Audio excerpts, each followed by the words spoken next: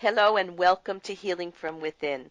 I am your host, Sheryl Glick, author of The Living Spirit, which shares stories of awakening, spiritual communication, healing energies, miracles, and ways to access your intuition and higher self. And I am most delighted today to welcome Dean Sluyter, author of his newest book, Fearless.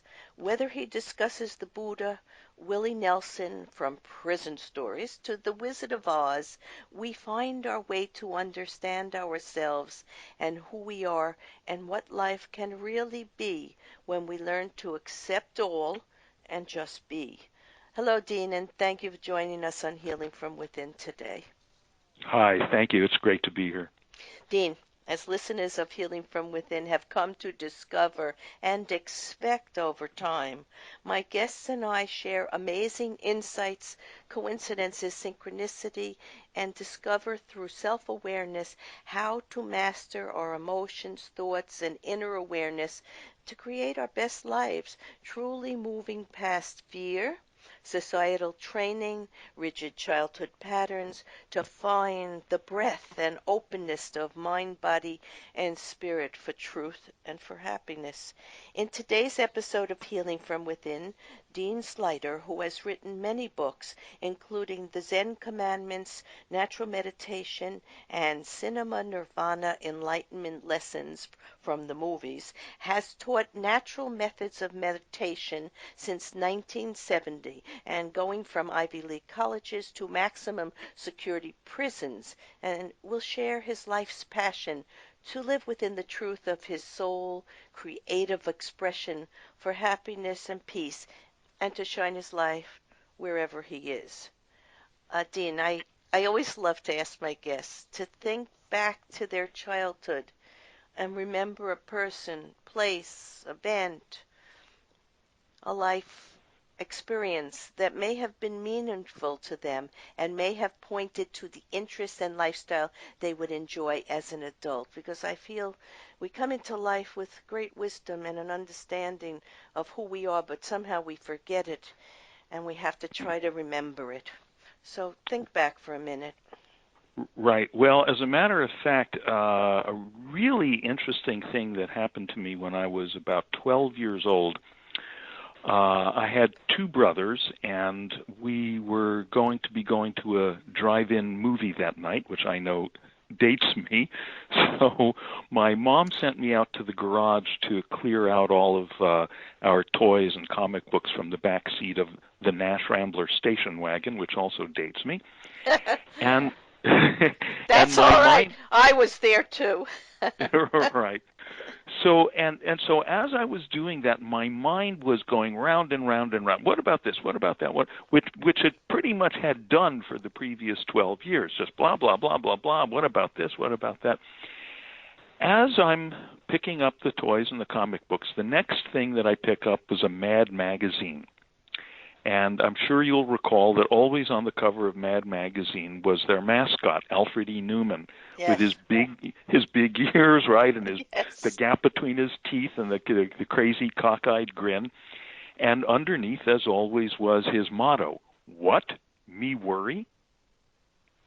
And suddenly I realized that this blah, blah, blah, what about this and what about that my mind was doing was worry. It was called worry. And I realized that that was a thing that I was doing and that therefore I could stop doing it. And it was just like hitting the brakes. I just stopped doing that and my mind went completely clear. It was as if the top of my head opened up to the sky. And I really very, very clearly experienced what much later on I read about in books and said, oh, that's called samadhi or satori, mm-hmm. A little glimpse of nirvana. And I was just completely just floating on that cloud of bliss all the way through the whole evening. Yeah, it's amazing that you had that experience and were able to realize it as fear, because so many people don't realize their thoughts are full of fear. Their actions are full of fear. Their everyday life is just loaded with fear. Until you get past fear, you really can't experience all the things that you say you want, happiness and love and good times. And so I think it's amazing that you you found that at such a young age. And Yeah, yeah. you tell other And stories in the book. I like the story when you were a skinny, uncoordinated kid and a spaz in the fifth grade, and you were good at it. The only game you were good at was dodgeball, not yeah, hurling the ball at us, but getting out of the way. yes. So now we're grown-ups, and now at the time you and I were kids, there was the Cold War. And we Hmm. used to drop to our knees and get under our desks expecting that A bomb to fall on us, right? I Hmm. remember that. But now we're Right. grown-ups and lots of things have replaced those problems. We're living in different times. Now we have terrorists, have replaced communists, although they're still communists. And we have graduated from the playground to other grounds for fear, and to the office and the boardroom and the bedroom, and as you say in the book, the barroom and the newsroom, and it goes on and on. So let's be clear about that.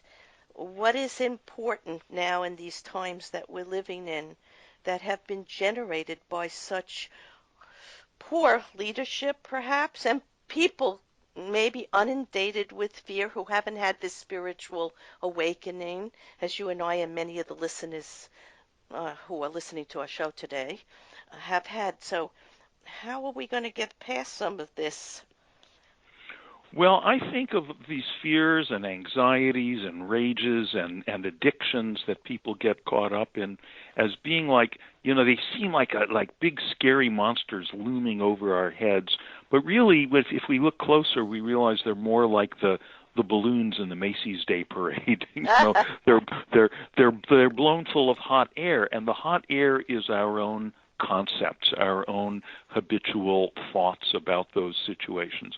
So what I do in my teaching, and I do travel all over the country leading workshops, and in my book as well, what I give people is some little pins for pricking holes in those balloons in the form of meditative methods. And some of them are just really kind of crazy simple. For example, one of them which actually is running on Oprah's website. This one is because it's so simple, so accessible. Very simply this, and people listening to this can do this right now as they're listening, and that is put your attention on the soles of your feet. And then as you continue to breathe normally, as you're breathing in, just breathe in through the soles of your feet. And as you breathe out through the soles of your feet. And just keep on doing it. That's simple. Breathing in through the soles of your feet and breathing out through the soles of your feet.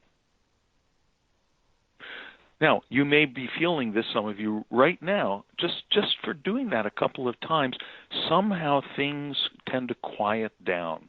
If you were caught up in something, if you were caught up in worry, as I was when I was 12 years old, or caught up in anger, as you might be when you're driving on the highway and someone cuts you off, you just take a moment to breathe in and out through the soles of your feet.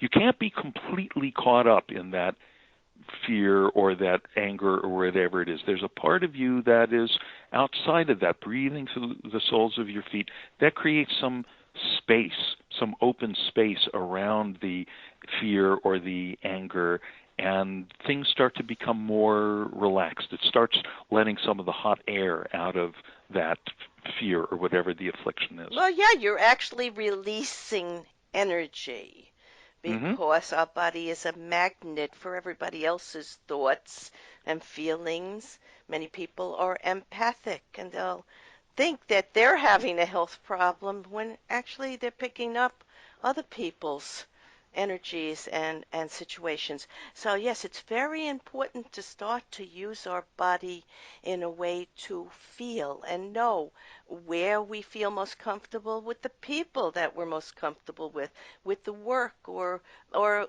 what we want to read or movies that we want to see. Everything gives off a vibration and energy. And what is fearful to us is possibly not good for us. And we should be exploring something else that would be bring us to a Yeah. greater level of understanding or awareness of ourself and our own needs. So what Yeah, a you're certain a certain amount of fear, it's a healthy and necessary thing. We're Yes. afraid of. We tend to have a natural fear of snakes, so that we'll avoid the poisonous ones, and that's why the title of my book is not fearless. Being fearless wouldn't be a good thing. It's fearless. It's the exaggerated, cranked up fear. Like, a friend of mine that I mentioned in the book who's so afraid of snakes that she won't walk into a pet store just in case there's snakes in a tank there. Yeah. So it's letting the hot air out of those exaggerated fears and anxieties. I go on college campuses a lot, and kids are lining up to go into the counselor's offices to talk about anxiety. That's becomes kind of the key word with kids in the college generation right now. And that kind of anxiety, which is it's a cousin to fear, but it's more free floating. It's like everywhere. You don't know what direction the next threat is going to come from. It's like you don't know why you're feeling overwrought like that. And so it's really good to have techniques like breathing through your feet, or some others that I share in the book. One of them is something I learned from when I was for a little while studying a martial art, Aikido, some years ago, which is it's a beautiful Japanese martial art. Which, when someone attacks you, you don't oppose them. You just use their energy to help them keep going, and you throw them across the room. And I was studying for a promotion test where I was practicing with 3 people attacking me at once. And I kept freezing up and getting stuck grappling with these guys instead of throwing them. And suddenly, as I was practicing for this thing, these guys rushing in and grabbing me, I heard my teacher's voice. He called from across the room, "Dean, relax at the moment of contact." Very simple thing. Relax at the moment of contact. And then as the next guy came in to grab me, instead of, hunching up my shoulders and freezing up, tensing, I did the opposite. I just breathed out and let my energy fall from my shoulders down to my center, and whoosh, it just, all of a sudden, it was effortless. I was throwing the people across the room. So in the case of day-to-day life, the things attacking us are like, your crazy neighbor who's complaining about the way you put your garbage can out, or the other guy on the road, or, when the worry comes along, how am I going to pay for my kids' college, or I've got this health challenge. And all those things, as they come up, our tendency is to tense up. But if we can just have this idea, do the opposite, relax at the moment of contact. And again, that creates space around the situation where we have more clarity and we're able to respond with more ease and more grace. Yes, and take a breath, step back if you have to. Don't respond. And the moment passes, and there was no need to have the fear or the negative reaction. Dean, we all know people, even children, and some of us have become those people who seem to have some sense of a deep wisdom or an eternal compass that keeps them more balanced, and they do not succumb to fear as easily. So tell us about us. I know there are events. You like movies. I love movies also. And I think of the movie Braveheart, where the young Irish peasant fought for freedom and love against all odds because he really knew himself. He really loved life as it was. And there was great hardship in his life. So tell us something about that. Well, one recent movie that I like a lot, has a wonderful teaching in it, was Bridge of Spies, the 2015. Me too. I loved it. Yeah. Right. And so people who've seen that film will know that it's the true story of the Soviet spy who was captured in New York in the 50s at the height of the Cold War. And he was played by Mark Rylance, who won an Oscar for his wonderful performance. And his first jailhouse meeting with his lawyer, who's played by Tom Hanks tells him, listen, don't talk to anyone else because the Americans and the Russians both want to send you to the electric chair. So the spy thinks about that for a moment, and he kind of shrugs. He says, all right. And Tom Hanks says, you don't seem worried. And he considers that for a moment, and he says, Would it help? So right there, there's your mantra. When worry comes along, would it help? Imagine if you had lived your life exactly as you've lived it from the moment you were born right up until this moment, done everything the same except without the worrying. Yeah. Would it be better or would it be worse? And we all know the answer to that. Worrying doesn't it doesn't. Some people, it's just from not thinking about it clearly. They feel that, well, if I'm not worrying, I'm not being conscientious. But I'm not taking care of business. I'm being irresponsible. But of Well, course, it's you know just the what? opposite. They've been Yeah. taught to worry. We've Yes. all been taught to second guess ourselves and have self-doubt and believe that outside sources or opinions are what we need to focus on, when really what we need to focus on is our inner soul being, our own wisdom, and our own need to be in this world the way we were born and the journey we were born to have. We need to find that and remember that. Now, you gave a good quote from the Buddhist Shantideva. Shantideva. Yeah, Shanti, Shantideva. right. Wonderful Buddhist. I love it. If there's a solution, what's the point of worrying? If there's no solution, what's the point of worrying? And you also had one from Willie Nelson, who sounded a little bit like him. You want to tell us that one from Willie Uh, Nelson? yeah. What did he? You've got Oh, that page in front of you. I don't. Why don't you read that one oh, for I us? love it. I love it. Well, Willie Nelson said, I've never seen worrying about anything change it. So I decided not to do it. We're all going to die. So we all have to say, okay, I may be next. You may be next. Who knows? So we throw it up into the air. This worry is Right. pointless. It gets Right. us nowhere, and it takes us away from the present moment of perhaps being happy and peaceful and loving, right? Mhm. So Right. this is a great gift for us to learn and to Right. remember in difficult times. And you wrote this, Dean, the letting go of worry, of futile struggle against what is, works from the smallest annoyance all the way to full-blown crisis when we feel our whole life is melting down. All right, so we can have a serious moment where perhaps we have to be a little bit thoughtful. I'm not going to say worry, a little bit Yeah. thoughtful of the Con- choices cons- we have. yeah. We can say concerned. Concern. Yes. Yeah, concern is a legitimate thing, and I don't want to create this idea that we're just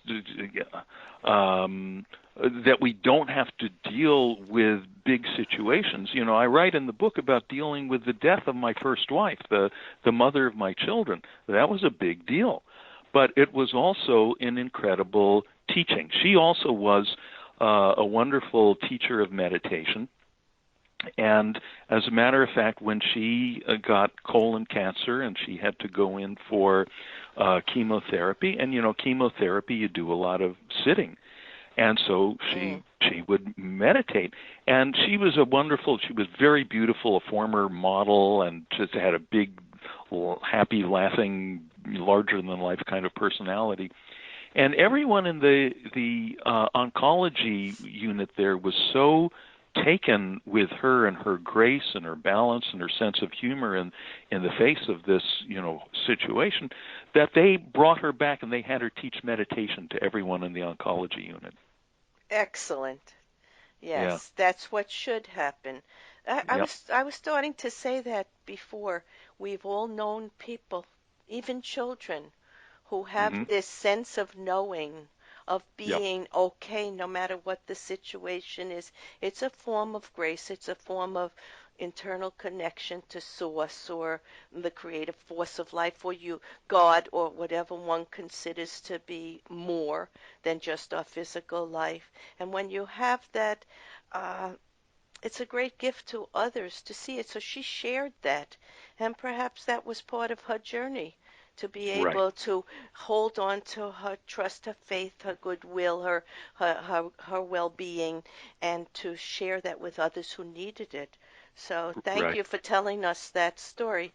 But let's go on to something else about the trolls, misinformation, social media, and how it's affecting us, and how we can move past these negative influences to remain peaceful, knowing, loving, and balanced. How are we going to deal with all the political concerns, the media, and the Right. too much information coming through? I mean, information's wonderful. We've been living in an information age, but we're going now to the age of intuition, and we need to know how to deal with who we're becoming as we're evolving, and how to deal with all this other stuff. So, what would you say about that? Right. Well, one way is, of course, the major outlet for being plugged into all this social media increasingly for people is their phones. And I actually have two chapters in the book on addiction. One is in general about addiction to substances, drugs and alcohol. And I've been fortunate. I've had a lot of experience working with alcoholics and drug addicts and seeing how much these kind of meditative methods can help them. Mm-hmm. And then I also have a chapter about phone addiction, iPhone addiction. Mm-hmm. It's called Meditating with the iPhone Zero. And, we've all seen this over and over. We've seen people like this. We may be one of the people like this who, the moment there's a lull, so you're standing in line at the pharmacy waiting for your prescription to be filled, whatever it is, that just as a reflex, without even thinking about it, your hand goes into your pocket, you whip out the phone, you're checking, you're on Facebook or you're checking the latest headlines, and you're subjecting yourself to that barrage. And in particular, younger people, and I'm convinced that very high level of anxiety among millennials in particular, I'm convinced that that's largely connected with the fact that they're on the phone so much and their whole life is there so much. So Well, it's perhaps a form of escape and dealing with their anxiety and their fear and getting away from interconnecting with other people. You see, when I'm standing online, I'm talking to people in that time. I'm not pulling my phone out. A phone, I see a phone and all the social media as a tool, but I also see it being terribly misused. And as we are energy beings, we are disrupting the energy of our life force by too much of this. So it's not going to end well unless we start to have some regulation and understanding of how to use it in a healthy way. So right. thank you for that. So the suggestion that I give is that first of all is recognize that impulse when it comes along. So Yes. you're standing in line, you feel your hand starting to just reflexively go for your pocket to pull out the phone. So what you do is, first step one, just don't do it. Tie yourself to the mast and don't do it. Now, when you do that, when you just, okay, I'm not going to reach for my phone. People who are really addicted to their phones, the next thing that's going to happen, step two, is they're going to feel this wave of anxiety. It's going to be like, oh yeah, but maybe there's another email, maybe there's another headline, maybe I got 3 more likes on my Facebook post, blah blah blah. What about maybe I'm missing something? Fine, let that wave of anxiety just bring it on and feel it. Feel what it feels like. It. Yeah, don't give in to it. Don't Yeah, give and in and to it. and feel what it feels like in your body, and just feel it because it's a visceral sensation. And allow yourself to feel that. Allow that wave to roll over you until it's rolled past you. And then step 3 is once it's rolled past you, you're going to experience on the far side of that wave of anxiety something called peace. Something called okayness with just being there, standing in line at the pharmacy, and not being a slave to needing this constant stimulus, this constant stimulation. And you do that a few times, and you start to break free from being caught up in that thing. Absolutely. And there's the word, free. So fearless will bring us to be free. Free of other people's needs and to know our own, and free of other people's opinions and beliefs, right? So What would you like readers of Fearless to take away with them after reading the book? That it's easy.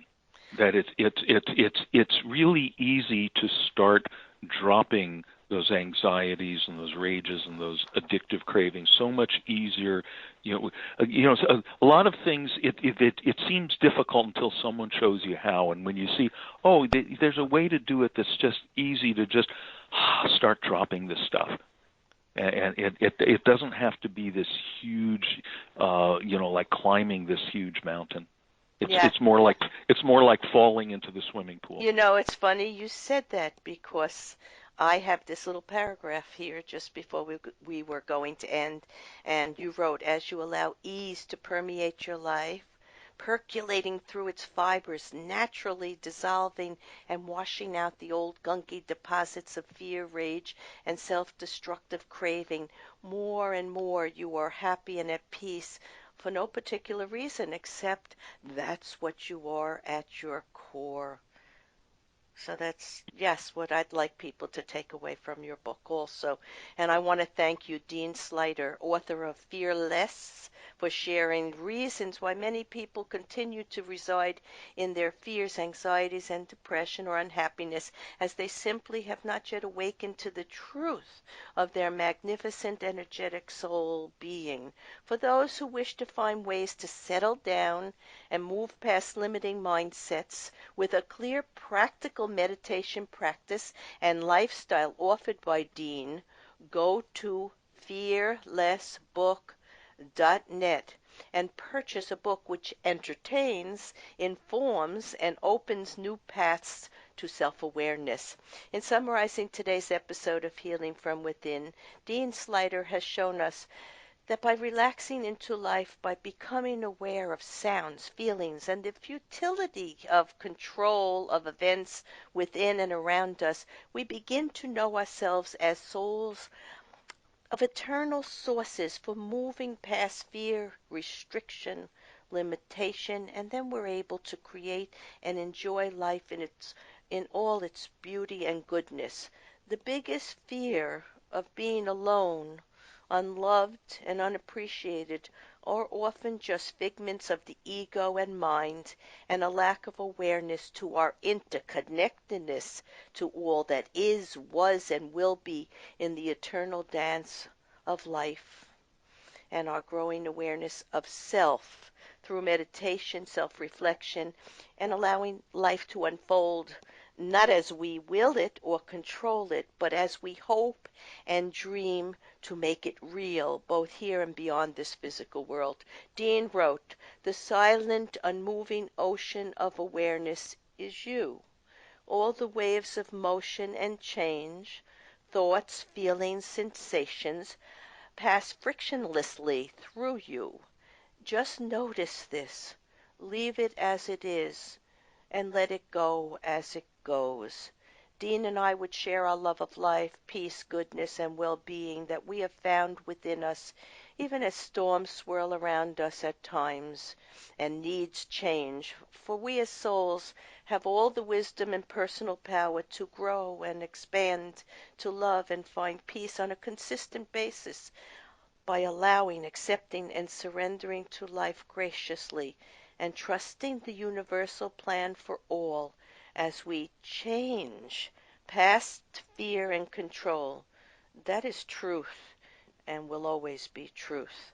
I am Sheryl Glick, host of Healing from Within, and I invite you to visit my website, SherylGlick.com, to listen to and read about the mysteries of life, spirit, energy, and ways to know yourself and others in both physical and spiritual ways, so awareness and new perceptions for your own life journey may surface. Shows may also be heard on webtalkradio.net and dreamvision7radio.com.